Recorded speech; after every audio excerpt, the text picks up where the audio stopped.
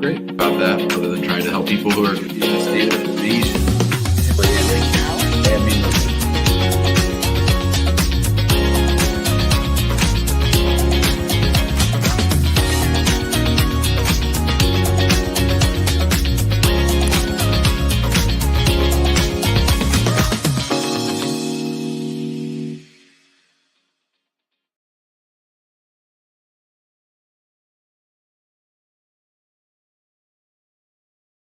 Welcome back to episode number 701 of the Immigration Answer Show. My name is Jim Hacking. I'm live on TikTok, live on YouTube. I will be here for the next hour trying to answer as many of your immigration law-related questions as I can. Today is the day we've all been thinking about, the day we've all been worried about, the day we've all been praying about, November 5th, 2024, Election Day in America. The polls are open across the country. I think everywhere is probably open by now. Yeah. Well, maybe not Hawaii, but what are you guys going to do tonight? You going to watch? You going to go see a movie? You going to go, I don't know, go for a hike, go to church, say a prayer? What are you going to do? How are you going to spend the night? Will you be up all night like me watching the election results? The early states to come in will be Georgia and North Carolina, and I think we'll know a lot after that, but we'll just have to wait and see. Let's see who's watching the show. Let's see who's here with us. Kwaku is here in Kentucky. Hello. Creaky Bones wondering what's going to happen today. Hina's asking if we're watching the series finale of the United States of America Day or not. We don't know. Ashman says hello. Who I have winning? So I have Kamala Harris winning 308 electoral votes. 308 electoral votes. I have her winning all the swing states except for Arizona. Jay Cruz is here. Nadia is here. May, one of our yardies, is here. Hello, May. Thanks for being here. Christine is hoping that we get our first female president today. Marjig's waiting for the show. Traylene is here. Tony says a historic day. President-elect Harris, inshallah, God willing, we will see. Marvelous says, I choose hope. I choose hope too. I wore my yes sweatshirt today and my little I voted button. So I put yes because I think that we are basically looking at two possible paths for America. One is a yes, one is a no. One is yes to democracy, yes to freedom. And I don't say these things in a hyperbolic way. I actually think that if Donald Trump and Project 2025 goes into effect, that this country will never be the same again. And I don't mean to be overly dramatic. I actually believe that. Robert is here. Alejandra is here. Searing is here. Oh, hello, Maho. How you doing? We have Nurse Laura here. Carlene is here. Rich is giving big up to all the yardies, encouraging everyone to vote for Kamala. Thought Evolution says, today Kamala becomes America's new Mamala. All right. Carolyn is here, probably on the road somewhere. Earth Geomancer says Harris 2024. We have Kofi watching down in Atlanta. Robert checked to make sure his vote was counted on October 21st. Donna is saying hello from Jamaica. Saya is here from California. Nurse Laura is going to get Taco Bell so that we all have good luck tonight. Please do that per Tony's request. Joe and V are here. Vote for Harris, vote blue. It's funny. Robert's bringing up about how voting in California, I live in a very red state, and my candidate of choice is not going to win the state of Missouri. So some could argue, Jim, why do you vote at all? Well, I think like Vice President Harris says, a vote is your prayer for a good and just society. So I think there's great value in voting, no matter what kind of state you live in, red or blue. Professor Lichtman says Kamala's going to win. I think I've gotten much solace from Professor Lichtman. He's done a good job. What time will the election end tonight? So I think we're probably not going to know for a day or two. Probably midday tomorrow, we'll probably know who president is. I do think that, however the undecideds break, it's going to be the same in most of the states. I think Arizona is its own thing. There's just weird stuff in Arizona. The economy is different in Arizona. The people are different in Arizona. I think Arizona will will turn red and not vote for Kamala, I think. Maho keeps saying hello. I don't know. Maybe she's joy posting. Maho's in a good mood. AJ's son got his passport card. All right. Robert says, let's not freak out. We've had bad presidents in the past. Yeah, this is going to be different, Robert. If he gets elected, it is going to be very different. We got Fort Myers here. KB is here. Malek is here. Ashman's wondering if I think 2025 project will get installed. I think a lot of it they'll try. Look at here. Joe and V aren't complaining. They're working the polls from 2 to 10. We got to love it. Donna says it's raining. There's a storm watch for Jamaica. And Maho's posting like a fiend. That's so great. All right. Let's go ahead and get started. Let's try to take some questions. I got Hina taking care of the questions on TikTok, so you don't need to multiple posts. You don't have to keep posting. We'll get to them. Reminder for the boss, immigrant home. Oh, yes. Thank you. Thank you. I'm glad you said that. Let me pull that up real quick. I think you guys will know how I wish to handle this, but let's see the show. Where's the show? There's the show. All right. Thank you, Maho, for the reminder. All right. So somebody posted an immigrant home. If you guys aren't on immigrant home, you should be. That's our free Facebook group. You can go in there and post questions. Sometimes I'll answer them here. Sometimes I'll answer them there. Different people have good ideas. Karen Osborne is asking for a neighbor. How does an Egyptian on a tourist visa in the USA now get a green card? He says he's looking for an American-born woman to marry, likely just for papers. I think that's Karen's comment. Advise him to be careful of this option. This Egyptian on a tourist visa should go back home at the end of their visa. That's what they promised to do. They should not marry someone. They should not be walking around looking for a spouse so that they can get immigration benefits. That's what makes immigration law hard. That's what makes it hard for real marriages. You should not come to the United States on a visit visa looking for a spouse so that you can stay. That's getting really, really close to immigration fraud, and it gets people in a lot of trouble. So I really appreciate the question, Karen. Please pass that on or play this video for your Egyptian friend.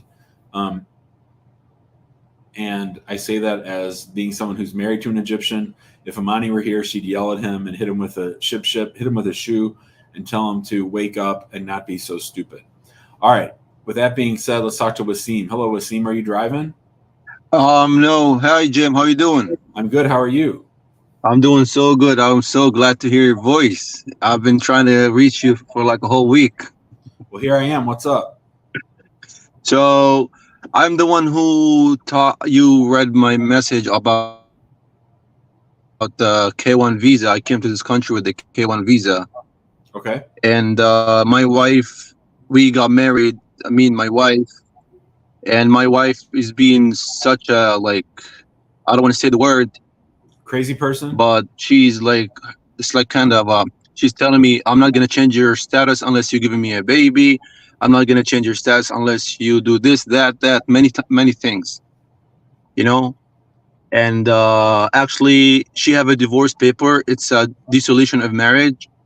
And whenever something happen, fight, whatever, she doesn't want to fix it. She just want to divorce. So I just want to know, what is the process? If I got divorced, can I get married to someone else and get a green card? What is my situation? What is my chances here? No, you can't. You can't get a green card through some other basis if your spouse doesn't want to play ball. If you come on a fiancé visa, the only way you can adjust on that entry is through the person that sponsored you for the I-129F. And what about VAWA? Can I apply for VAWA? Is it going to protect me? Have you experienced any violence against yourself? Like fighting, no, there's no fighting. It's just sometimes she used her hands, sometimes, but emotionally, of course. Right. Emotionally, of course, she cheated on me once while we are married. And she's like, I have no power to do anything. That's why she was doing all of this. Yeah, I think that's really unfair and terrible and a sin, and she should be thrown in jail for that. Not that she really could be thrown in jail for that. I think that's all terrible. Does that rise to a VAWA case? I don't think so. Uh-huh. So I think And it's going to be very hard for you to get to stay in the United States based on this relationship. so if we got divorced, that's it, done. I believe so. So what about asylum? Because I came from Palestine. Do you fear going back home? Of course, Uh, there's fear. So, and you're Palestinian? Yeah, The problem with Palestinian asylum cases, based on what the Israeli Defense Forces are doing and wiping out an entire country, Yeah.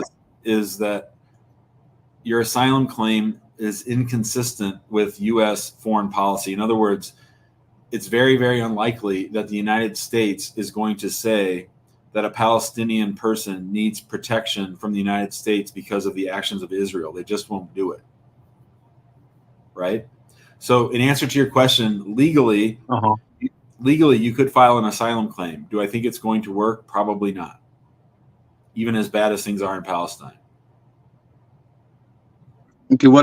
Okay, recently my wife is telling me that she want to continue this relationship. She want to file for my green card, but actually I'm afraid that she's gonna go with what she's doing even more, because it's like my life, my soul, my everything is in her hands. Can she do anything wrong to me? Like she's gonna claim to be this marriage is fraud because she wants to threaten me of annulment of the marriage. All of that is possible. I would give up the idea. I mean, it depends what you want to do. I would get away from her, and getting away from her means you have to leave the country. I would not proceed. I think you're just buying yourself more trouble. We had a lady on yesterday. You should listen to her call yesterday. I forget her name, but she was on for a good long while, around the 10-minute mark. And she had an actual VAWA claim, and she didn't file it right away. And then she found herself charged with she got charged with assault with a deadly weapon because he said that he attacked her. You know what I'm saying? So I think staying with this person who is obviously showing no caring about you, right? Yeah, of course, no care, nothing. So I would have nothing to do with this person, and I would cut my losses and probably think long and hard about going home. As sad as that is, Oh my God. the power imbalance at this point is just terrible. Right? It's a terrible power imbalance. She has all the control. You have no leverage at all. Okay, what about, let's say if she claimed anything? It's all a lie. Whatever she's claiming. Well, that's what. Can I fight that in case? Yeah, you can fight it or not. You can fight it in criminal court, but that doesn't do you any good. That's not getting you closer to what you want.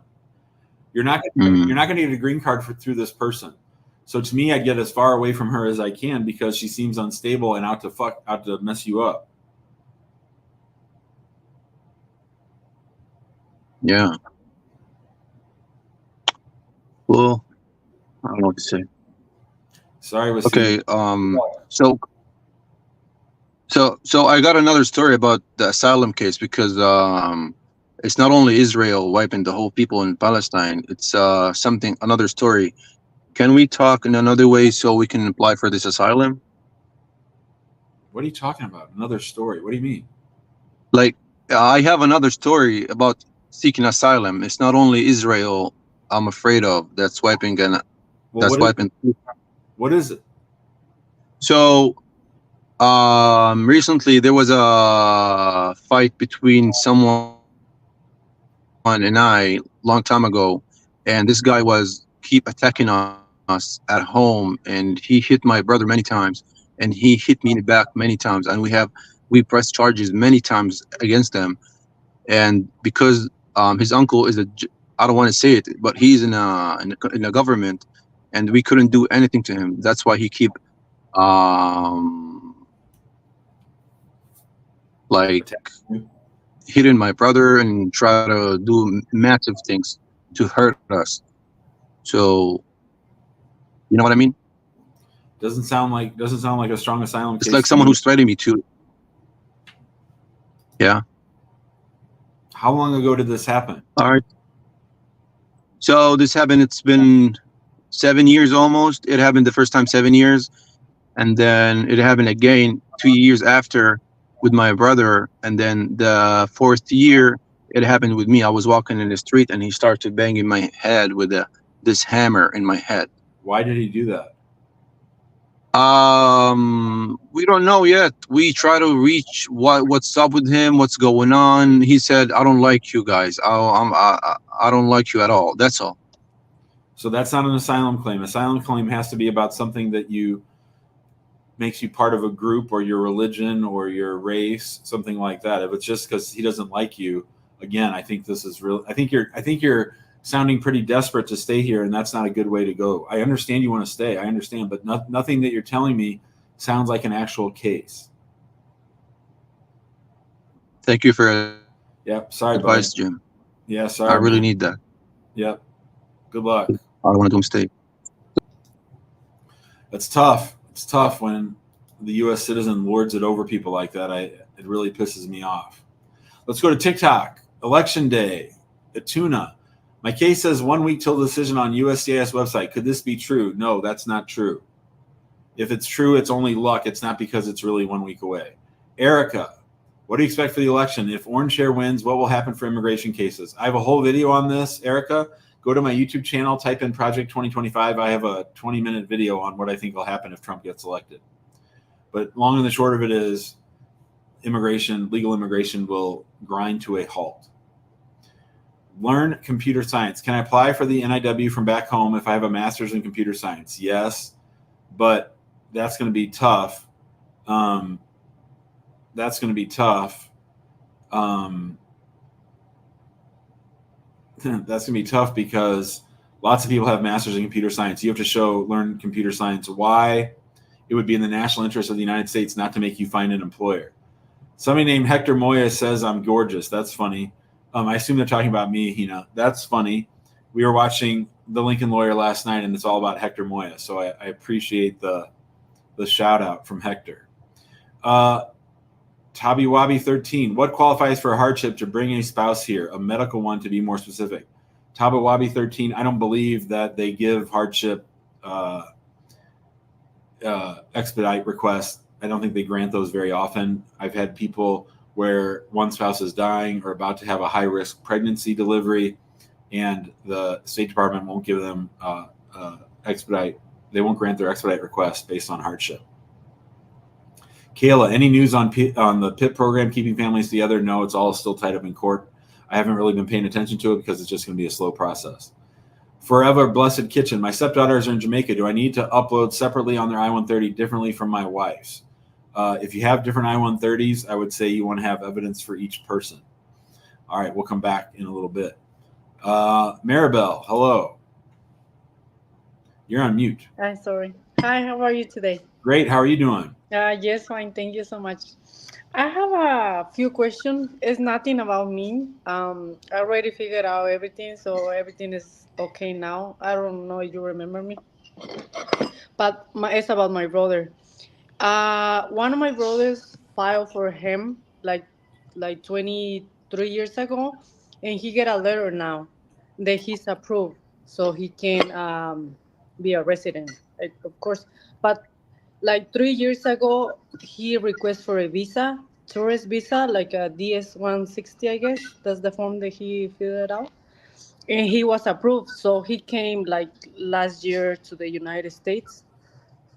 And then now he got married, and then he got kids. So what he need to do now? Like, Okay, so let's say well, I'm going to name your brothers. Okay, so you have two brothers. We'll call one Juan and the other one Luis. Okay. okay. So Juan's a U.S. citizen. Juan filed for Luis like 23 years ago. Uh-huh. And Juan and Luis are from Mexico. Yes. So the I-130 that Juan filed for Luis has been approved, and Luis has a wife and kids. And Mm-hmm. where's Luis right now? Is he in the United States or outside the United States? No, he's in Mexico. Out. Okay. Uh-huh. Okay. So where do things stand right now? Did they get the letter saying now they're going to start processing the case at the National Visa Center? Is that the question?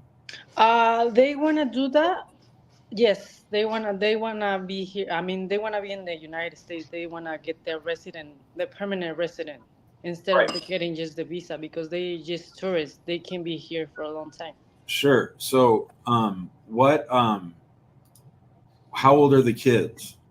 I think it's 15, 12, and he just had a baby like a few weeks ago.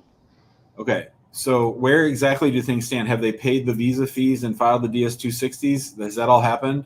Yeah, they already approved with that, and they already came. National Visa Center is already approved. So, USCIS approved it and National Visa Center approved it. Yeah. Okay. And so, has the government said that it's documentarily qualified? Yeah, that's what I said. But I think he needs to upgrade because when my brother filed, I mean, just say Jose filed Juan, and then he was single at that time. Now Yeah. he's married with kids. So when the resident form was sent, it was when he was single. So now he's married. I don't know what he needs to do. So he needs to notify them that he's married and has kids. He hasn't done any of that stuff.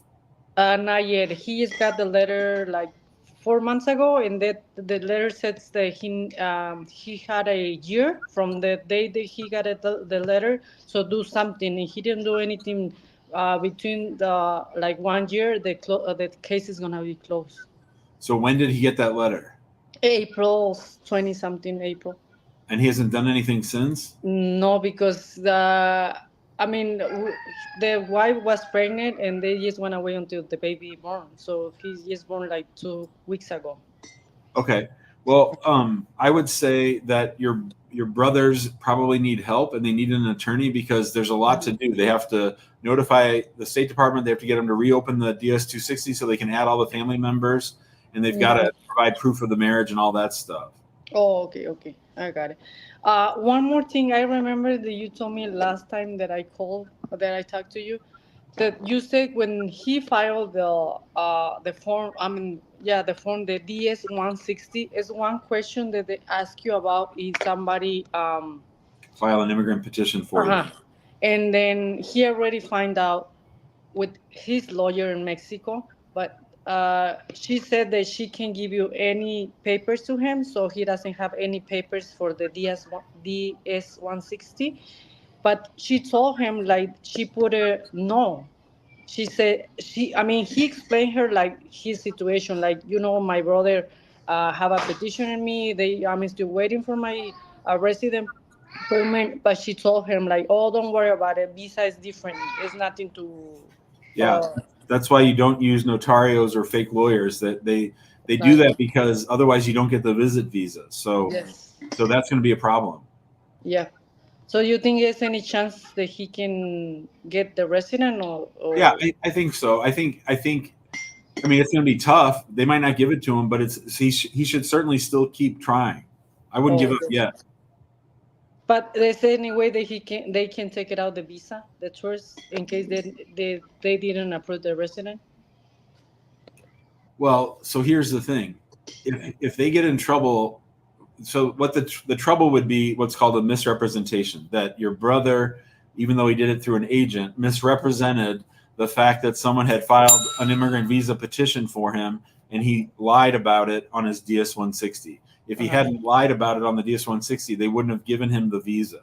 So if they conclude that your brother is a liar who makes misrepresentations to get visas, then he wouldn't get the green card and he probably wouldn't get another visit visa to the United States, if that's what you're asking me. Yes.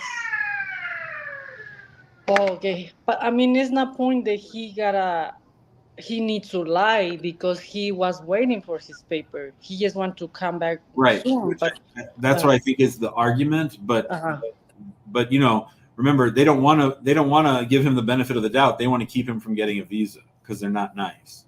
Yeah, of course. So you think it's not like, I don't know. I would say it's not point to keep going. Keep going. I would keep going. Okay, yeah. Okay. Can we contact you? You are close to Illinois? Yeah, we're in St. Louis, Missouri, but we handle cases all over the country. Oh, okay. We contact you by text, right? And then we Yeah, can figure it out. perfect. All Yeah. right, perfect. Thank you so Thanks, much. I Mirabelle. appreciate it. Thank you. Have a good day. Thank All right, all right. Funny comment here from our friend over in Tunisia. Ashman says, Jim gives off Philip Seymour Hoffman vibes. Yes, of course. Philip Seymour Hoffman is one of my favorite actors of all time. I think I've seen every one of his movies except a couple of the weird ones that he did. But he's one of my all-time favorite actors. The first time I saw him was in Scent of a Woman when he was that terrible George who was making life hell for the main character, Charlie. And of course, he was great in The Big Lebowski. And that's really where people think that I sort of looked like him, because I used to have these exact same glasses. I'll try to find pictures, but on the left, that's exactly how I looked in the 90s, like that view right there. And so my kids and I have talked about the idea, and now that I'm getting older and when I don't shave, then I really can look like Philip Seymour Hoffman.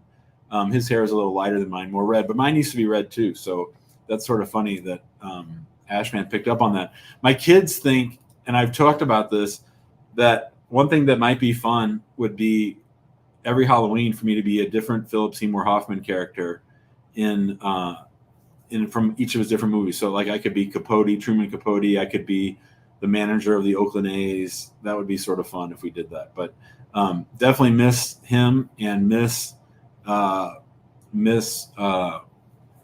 his brilliance. I loved when he was Scotty in Boogie Nights. Always good, always good. Let's go back to TikTok, see what they got for us. Should I wait for my citizenship application until after the inauguration? No, if you're eligible, apply right away. Ekron Fence Company. I had an interview on October 24th, and they approved my I-130, but the 45 is still pending. So I have a video on the YouTube channel about this. I talk about this a lot. If they approve your I-130, but not the 45, one of two things is happening. One is they think there's some reason why you should not be able to get a green card. In other words, you're inadmissible for some reason. Or they're simply waiting to see if the marriage falls apart. We've seen that more and more. Blaze, if your petitioner withdraws the I-130 without your knowledge, can the case still go forward? No, the case is over. If the U.S. citizen withdraws the I-130, the case is over. We've had sad cases like that, and we were just sort of talking to the guy with the Fiancé case that came on the 129F. If the U.S. citizen doesn't want to play ball before you get your green card, you're sort of screwed. Can I file an I-360 and regular base marriage case at the same time? Husband doesn't know about the I-360. That's a tough question. The legal answer is yes, you could. I think you're going to cause USCIS to be confused, and it might be a problem. I'd certainly want to talk that through that with you, that girl Taliban, before you did that. That could be inviting a lot of trouble. But maybe get the I-130 on file and then see what happens, and then be ready to file the 360 right away if you need to. Boy, a lot of people are having trouble. Here's the next question from Moreski. My wife filed for divorce before I could apply for the green card. Is there still something I could do? It's the third time someone's asked me that today. Love is not in the air. People are fighting, not having fun, not getting along. What is going on? Let's talk to Jen. Hi, Jen. You're on mute, Jen. Yeah, sorry, just figuring it out. How you doing? Good, how are you? I talked to you a few months ago. I just have a follow-up question. So I'm waiting for my F1 visa, which I think is an immigrant visa. I'm not sure the difference between non-immigrant and immigrant. But regardless, I'm waiting for that. And basically what you told me was there's nothing to do but wait. I'm waiting for the visa bulletin to get to my priority date, which is about 16 months out. It's been stalled at October now for 5 months, I think. It hasn't moved. But my question is, if I was able to get an L1B transferee visa through my work, would that affect the other visa that I'm working on, or my green card? Okay, so where are you right now? Canada. And who filed for you? My mom. And your mom is a green card holder? She's a citizen. And you have been waiting probably for a long time then, right? Since 2017. Yeah. 2017, and it doesn't really move month to month, so you're still probably a good 2 years away or so at least from that becoming current. So Yeah. the question is, if you have an employer that wants to sponsor you for an L visa, will that mess up what you're doing on the case through your mother? Right. I don't have a problem with you proceeding with the L application as long as you are very, very careful and make sure that if anybody ever asks at any stage of the process whether someone's filed an immigrant visa petition for you, you say yes. You say yes. It's okay to be on an L1 and to also have the case filed by your mother on file. But what you don't want is to indicate that you have never had someone file an immigrant visa petition. That's what you don't want to do. But yeah, you can go ahead with both. So you could get like because I think the L1 is a 3-year max. Yep. And then you can renew it. Oh, you can. So I could go down there for the 3 years in hopes that the green card would come through in those 3 years. Well, it'd be a little different. So right now you have the I-130 that your mom has filed for you is pointed towards Canada, right? Because it was a standalone I-130 because you weren't in the United States. So actually what would happen is if you happened to be in the United States on your L1, like 3 years from now, let's say your company gets you an L and you come to the United States and then you're sort of hanging out here doing your job, living your life. And then 1 month you check, holy cow, the visa bulletin's current. What the heck? And then what you would do at that point is you would then file an I-485. You would file for adjustment inside the United States. You wouldn't want to wait for it all to get processed at the National Visa Center and then waiting for Montreal, because that would take forever. Okay. Instead, you would take that I-130 approval notice that you have and you'd file for adjustment in the United States. And would that delay it at all, or is it kind of the same type of timeline as going through Montreal? It'd be much faster. It'd be much faster. It would shave off at least a year, probably 18 months. Because once it goes current, then you have to wait another. Well, okay, so let's play it out. Let's say you don't go to America at all, okay? Yeah. So if it becomes current 2 years from now, which I think it'll actually probably be closer to 3 years, but let's say it becomes current on November of 2026, right? So then at that point, has the I-130 itself has been approved, right? Yeah, all the documents, I did all the civil documents and everything. It says documentarily approved on my online portal. Yeah. The portal, yeah. So then what it is then you would wait for an interview to become available, and people can put in the comments how long it takes after being documentarily qualified and a visa becoming available, how long that takes, but I would bet it was a year. From the time that the date comes current to getting an interview? Yeah. Oh, okay. Yeah, because every time I check Montreal, it just says emergency appointments only. I have no idea what that means. They suck and they're very slow.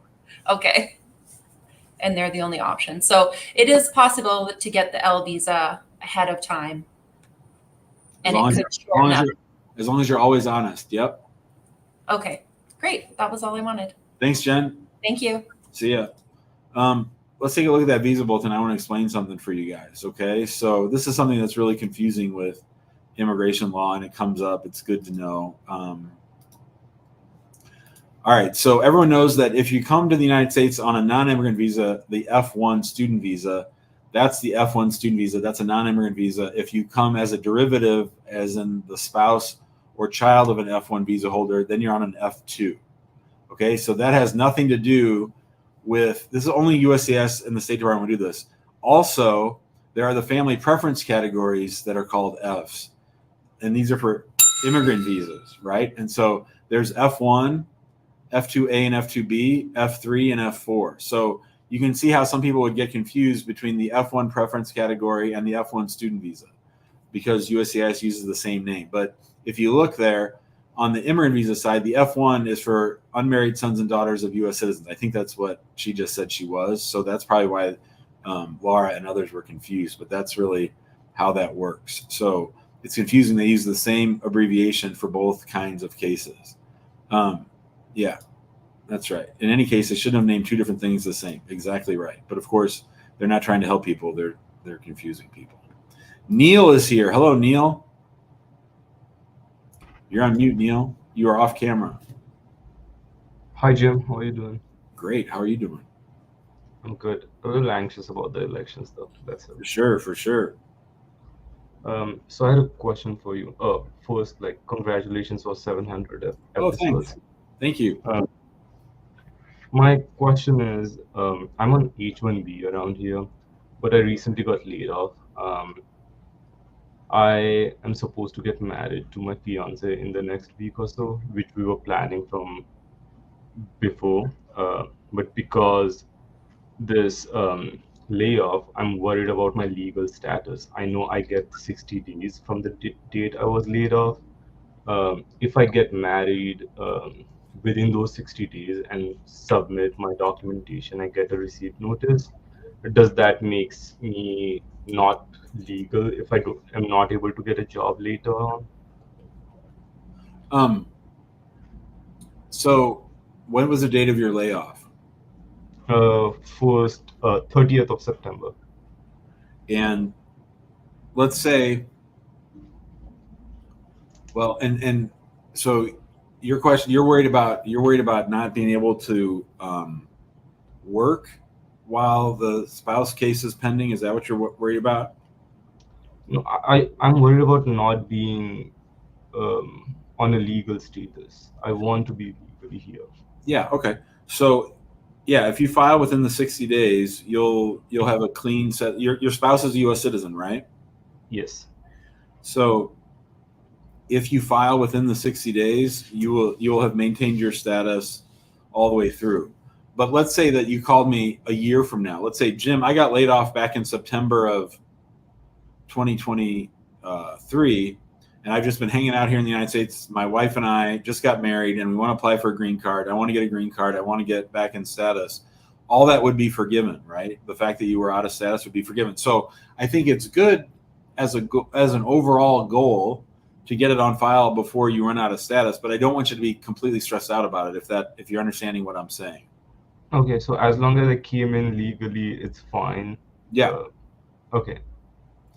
Yeah. So, I would say if you get it on file before the 60 days, there's a question on there. Have you ever violated the terms of your status? Assuming that's no, I would say no. But if you file it after, if you file it say in January, then I would say yes, because I didn't leave on time. Okay. So what I'm understanding is if I file it on in January, I would have violated those terms of legality. Yeah, but you're still adjustable because you're married to a U.S. citizen. Okay. But if I do it, I know I wouldn't get stressed out because I have been working on this documentation past month because I've got so much free time now. Yeah. So if I'm able to get it in within the 60 days, that's better. Okay, got it. I mean, but really what you're worried about a lot of times in situations like this is, will USCIS think that I got married to quote unquote solve my immigration problem, right? So I don't know if getting married on the 58th day of your 60-day stay or getting married on the 62nd day, in their mind, whether that's much of a difference, right? Okay. I mean, it's nice to always be able to say I always maintain my status. It's nice to be able to say that when you go to your naturalization interview in the future. Mm-hmm. And it sounds like you've been working hard on this. Sometimes people call me and they haven't been working hard on this and they want to rush to get it on file before the 60 days. So then they end up sending in crap and just a little bit of a case. So in that situation, I might say, hey, let's slow down a little bit. Let's make sure to file the strongest case possible. It's better to file a case that's not going to get you a request for evidence or not get you an interview, hopefully. Mm-hmm. So, you know what I mean? But it sounds like you're doing all the right things. I think you're fine. Yeah, I've been following your website. It's a great resource. Thank you for putting that together. Yeah, sure. Just all the resources on how to build a proper documentation set. So I've been working on that. Not that it was like an intent initially, but in the past month or so, Yeah. I've been just going back, and I live with my partner. We are both on lease. We are both on utilities and everything together. So I'm not worried about the case. I just want to maintain my legality. That's I got you. the whole. Yeah, it sounds like you want to follow all the rules and do everything right. I think that's all great. So thanks for the call. No problem. Another question I had is regarding the I-693 or the medical examination form that the physician has to provide it to me. So is it okay if I send it later once I get an RFE, or is it better to just send it with the whole set at once? Why would you want to do it later? Just so you can get the case on file faster? That, as well as like I don't have medical insurance right now. You can't, no insurance covers a 693. You got to pay that all out of pocket. Okay, all right, understood. So in that case, I will reach out and I'll see how I can get it in. So you advise it to be sent concurrently right away in the. You never want to invite an RFE because you never know how long that's going to knock the case off track. I will say one thing real quick, Neil. You're not married yet, right? Not yet. So a couple of times we've had immigration officers bitch at us or complain that the clients obtained their medical before they were married. They make that seem like it's some kind of an evil scheme. It's stupid, but that's what they do. So I would say it might be okay to set up the medical for the interview for the exam. Mm-hmm. You could set it up, but don't have it be before you're married. Okay, understood. That's perfect. Gives me a good sense. Thank you so much, Jim. See you, buddy. All right. We're at the 41-minute mark, 20 minutes. The polls close in about 6 hours. Polls start closing in 6 hours. Then what are we going to do? Where are you going to watch it? Do you going to watch it by yourself? Somebody had suggested maybe I'll go live tonight. But to me, it's sort of like when your team is in the Super Bowl. You don't want to talk to other people when your team is in the Super Bowl. I'll be too stressed out, I think. Maybe I'll go live. I'll probably be talking to my sons and my buddy Brent the whole night, but I probably won't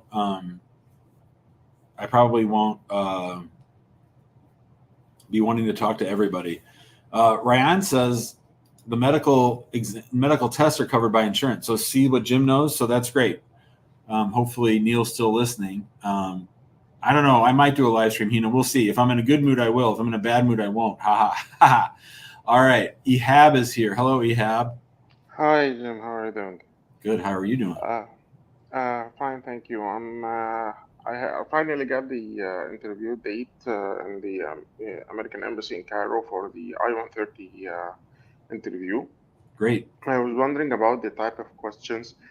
Will that be something, can I be asked for religious thoughts or, about political ones as well? Can I refuse answering questions discussing my thoughts or something like so? Do you want to get a visa? Yes, the I-130. Yeah, I'm saying, do you want to get a visa? Yes. Then answer their questions. So I don't think they're going to ask you many religious or political questions, but if they do, if you want your visa, you got to answer them. If you say I don't feel like answering that, then they'll say I don't feel like giving you the visa. Okay, so I answer with my own thoughts. There is no problem about that. That's a different question. What do you mean? Is a certain question if it was answered like if you condemn Hamas or you condemn Palestinian, something like so. If I'm not condemning them, so will be a disadvantage. I mean, people can comment in the comments, but I don't think they ever ask you questions like that. Not on an immigrant visa petition. Okay. Another question, please. Can I ask you something about B1, B2 visa? Yeah, sure. My wife just applied for the B1, B2 visa for actually the one who made the I-130 is my U.S. citizen daughter who's living in USA, but she didn't do the same for her mother because her mother cannot be away from Egypt for a long time because she's taking care of her elder mother and some handicapped brother. So when she applied for the visa, the consul just refused her request and gave her back a paper that she may apply again. What's the solution for this? So the visit visa.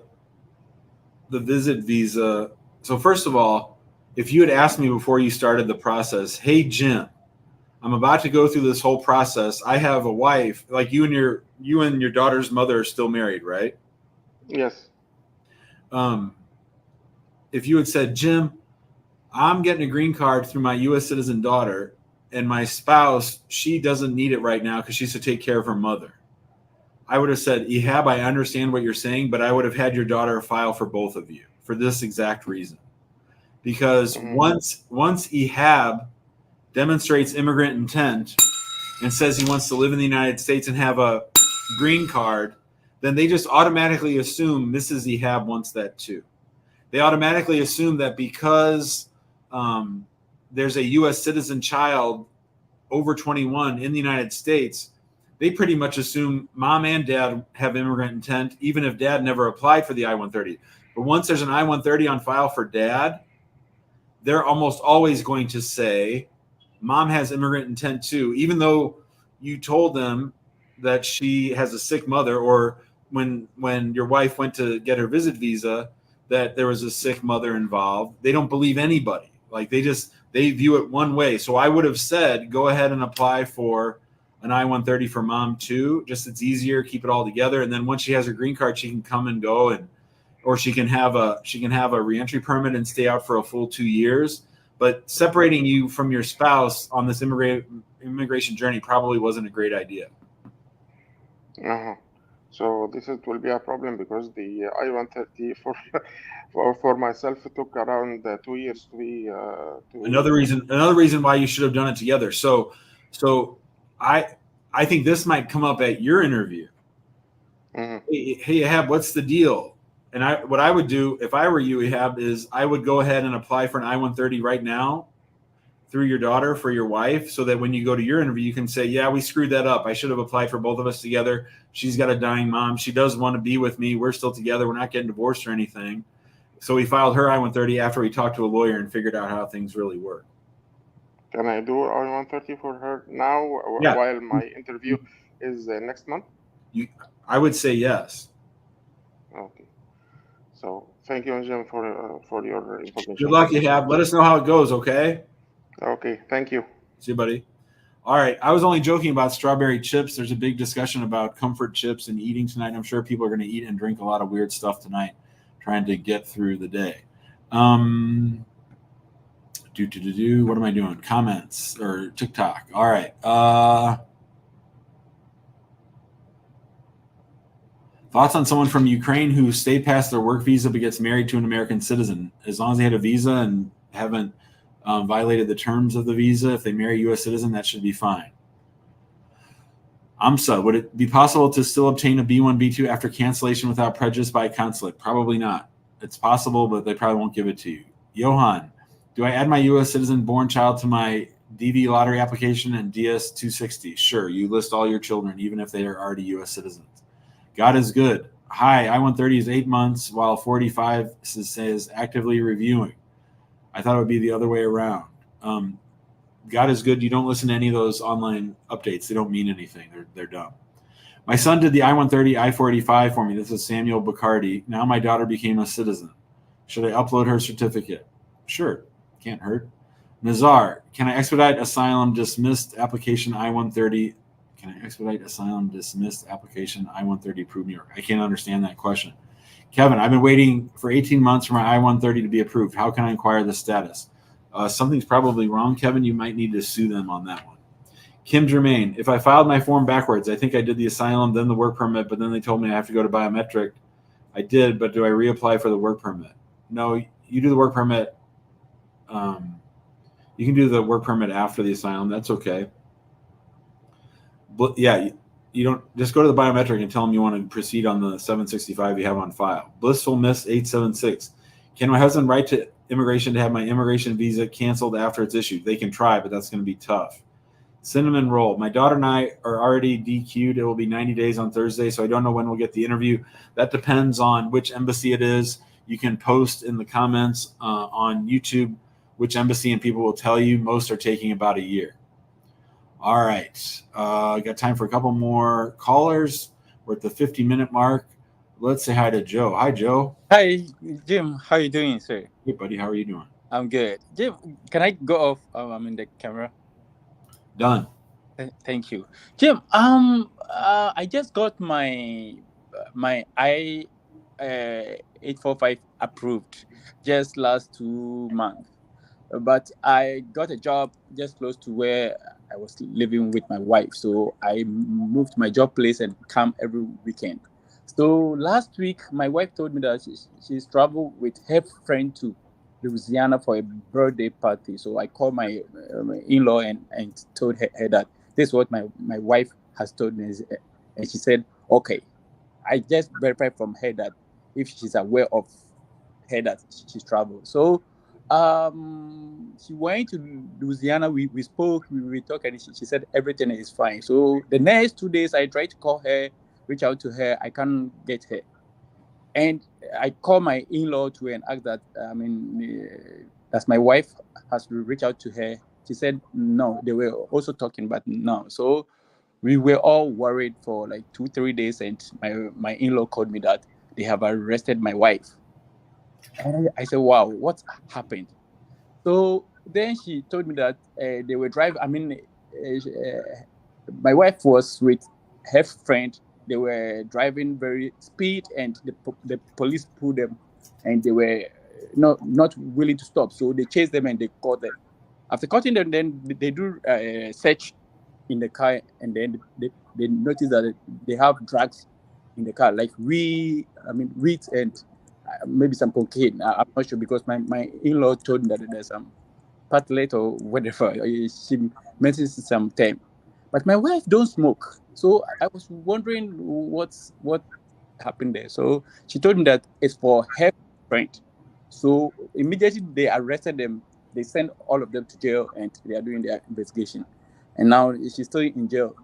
And we are now trying to look for an attorney to, work on her case or her behalf. So, Jim, I just got my 2 years, conditional, residence. So I'm confused, and I don't know what to do now. I don't know what impact it's going to have on me, or in the future, right?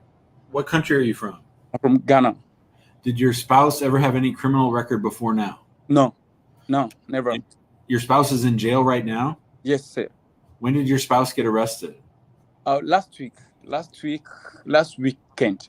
We spoke to the VA there, and they sent it to court, and she defended herself. But they said they are still doing investigation, and we are communicating with them now.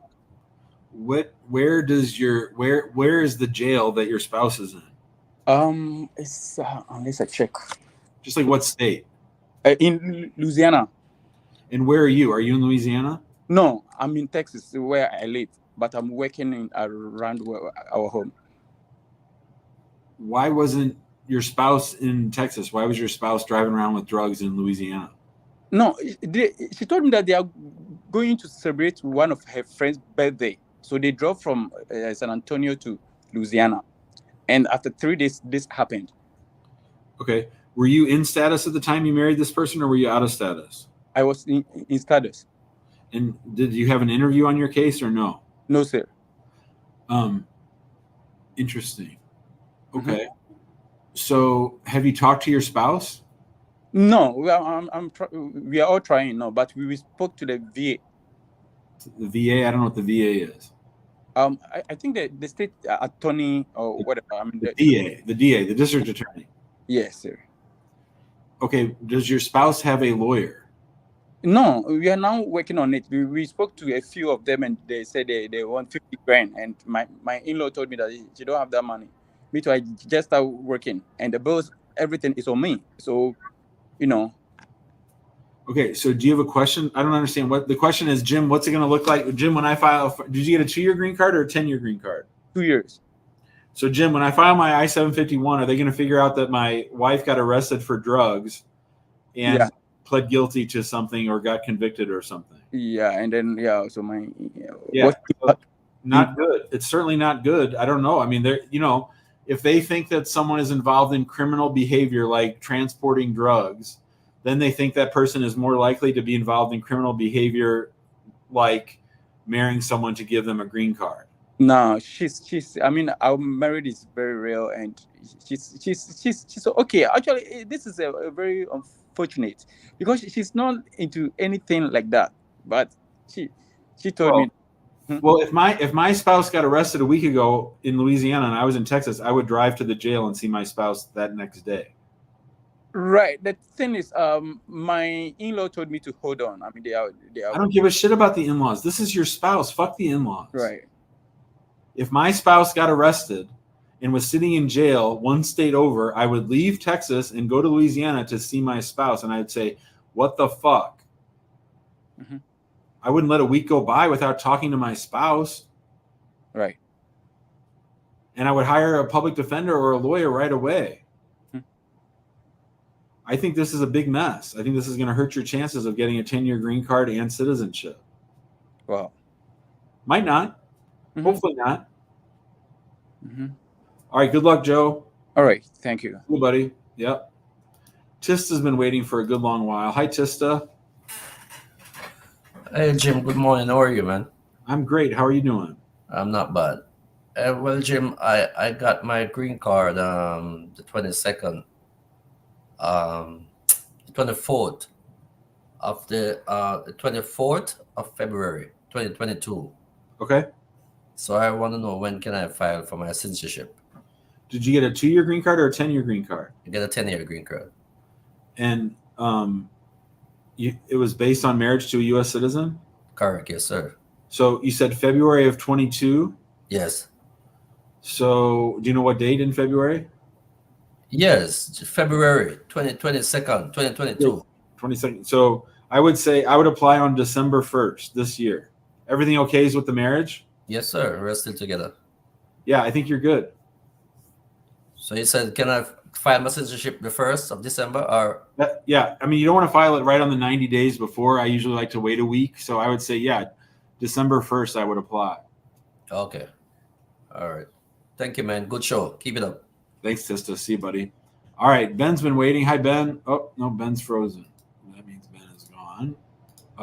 Let's see. Who else is in the waiting room? Florence is here. Hello, Florence. Hi, Jim. How are you? I'm fine. I have a question. I got my green card this year in March. When they called for my interview, 2022, then my husband applied for my kids, my 2 children. So since then, we never hear anything from USCIS. But I already got my green card, but I never hear anything about them for my children. So my husband tried to call them like twice. Every time we call them, they keep telling him that, oh, give us maybe 1 month, give us maybe 2 months. That's the favorite. What's the date of your marriage? My marriage is okay, and we have a child. What's the date of the marriage? Sorry. My date of marriage was 2019, November 2019. And were you in the United States when you got married? Yes. So when did you get approved for your green card? I got approved this 2024 March. Oh, did you wait a long time to file? Yes, I filed on 2021. Okay. And when did you file for the kids? We filed for the kids 2022, September. So, and your spouse is a U.S. citizen? Yes. So I have I-130s filed on behalf of how many kids? 2 kids. How old are they? One of them is 12, another one is 10. And what country are they in? They're in Tanzania. And USCIS has not approved these I-130s that have been on file for 2 years now for these kids. Yes. And did you notify them? Did you notify USCIS that your green card case has been approved? Yes, my husband did. Okay. In writing or in call? He called them. It seems like they've fallen through the cracks. You might need to sue them to get USCIS to approve both those I-130s so they can get processing at the National Visa Center. 2 years is a really long time. I would have notified them in writing that you have your green card. I would have sent them a copy of your green card. What you might do is say, hey, here's a copy of my green card. Here's a copy of my 485 approval notice. I'm going to give you guys till the end of the year to approve these kids' I-130s. If you don't approve my kids' I-130s by December 31st, 2024, I'm going to sue you to try to make you decide these cases because they're taking too long. Okay. So do I need a lawyer for that? To write that letter? Or It depends. I mean, we don't usually write the letter to threaten. We could do it for you. Where do you live? It depends. I live in Baltimore. Oh, yeah, we could help with that. Yeah, send me a letter or send me an email. Okay. All right? Okay. Another question. Once the case moves to NVC, how long do you think it will take at NVC? Probably 5 or 6 months at NVC, and then you got to wait for an interview in Tanzania, whenever that is. Oh, okay. Thank you, Jane. Bye, Florence. See ya. See you. Thank you. All right. That'll do it for today's show. Remember, whatever happens today, at our house, we say, who's the best planner? Is Amani the best planner? No. Is Jim the best planner? No. Allah is the best planner. God is the best planner. Whatever happens today is what's supposed to happen. I sure think life would be a lot easier for a lot of people, and this country would be a whole lot happier if Kamala Harris gets elected. I'm praying and hoping that that's what happens for the American people, for my immigrant clients, for all the people that we love and care about. But if Allah wants Donald Trump to be president, Donald Trump's going to be president, and we'll deal with that too. So whatever happens today, we're all going to be okay. As Robert says, we're all going to be fine. We all survived 4 years of Trump. It'll be hard. It won't be fun. My life will not be fun at all. It'll be my last 4 years of practicing. But if Donald Trump gets elected, that's why I was put on this earth, was to be here with you guys and to support immigrants as best I can and to fight for immigrants like we do. So have a great night. I'll try to pop on. If I do hop on, I'll send out a text. Have a great night, everybody. Fingers crossed. Please vote if you're eligible and haven't yet. And have a good night. Bye, guys.